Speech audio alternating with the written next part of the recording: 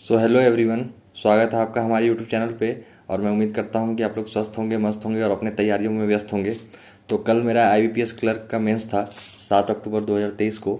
और शिफ्ट तो एक ही शिफ्ट था, मेंस में एक ही शिफ्ट होता है जनरली।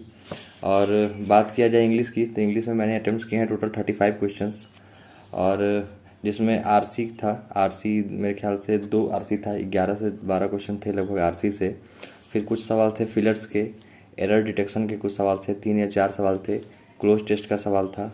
और सेंटेंस रीअरेंजमेंट था जो मैंने टच नहीं किया, 1 या 2 सवाल थे जिसको जो मेरा हमेशा गलत हो जाता है, इसलिए मैं उसको टच ही नहीं करता हूँ। और 1 या 2 सवाल थे इन्फेरेंस बेस्ड। तो टोटल मेरा इंग्लिश में 35 क्वेश्चंस अटैम्प्ट हुए। और बात की जाए जीए की, तो जीए मैंने टोटल अटैम्प्ट्स किए 27 क्वेश्चंस, जिसमें से 7 क्वेश्चंस मैंने तुक्का मारा है। 20 क्वेश्चंस का ही आंसर मुझे पता था सही से, और 7 क्वेश्चंस मैंने मार दिया तुक्का। और उसके बाद फिर मैंने मिलाया। यूट्यूब पे कुछ टीचर्स हैं ओली बोर्ड के जो सॉल्यूशन प्रोवाइड कराते हैं, तो उसमें मैंने मिलाया तो मेरे 5 से 6 सवाल गलत निकले हैं जीए में। और बात की जाए रीजनिंग की, तो रीजनिंग थोड़ा सा अनएक्सपेक्टेड पेपर आया था। जनरली मॉक टेस्ट में रीजनिंग में ही सबसे ज़्यादा क्वेश्चंस मैं सॉल्व करता था। और जब मेन एग्ज़ाम की बारी आई तो रीजनिंग में मेरे टोटल अटैम्प्ट्स में सिर्फ 20, और जिसमें पजल और सिटिंग अरेंजमेंट तो बना ही नहीं। और 2 मार्क्स के सवाल थे 10, जो जिसमें काफ़ी टाइम वेस्ट हो गया और वो नहीं बन पाया। और कोडेड इंक्लूडिटीज का क्वेश्चन था, 3 क्वेश्चन था।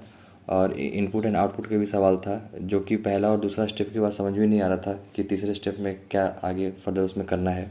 कुछ सवाल क्रिटिकल रीजनिंग के थे जो मैंने टच किया है, और बाकी जो सवाल थे वो मैंने मिसलेनियस से सॉल्व किया।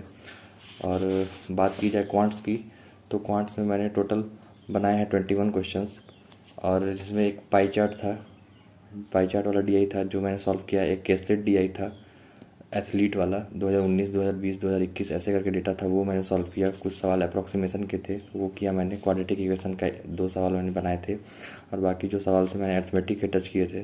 तो टोटल मेरा ओवरऑल अटैम्प्ट रहा 103। और यूपी से कट ऑफ पिछली बार तो 82 के आसपास था।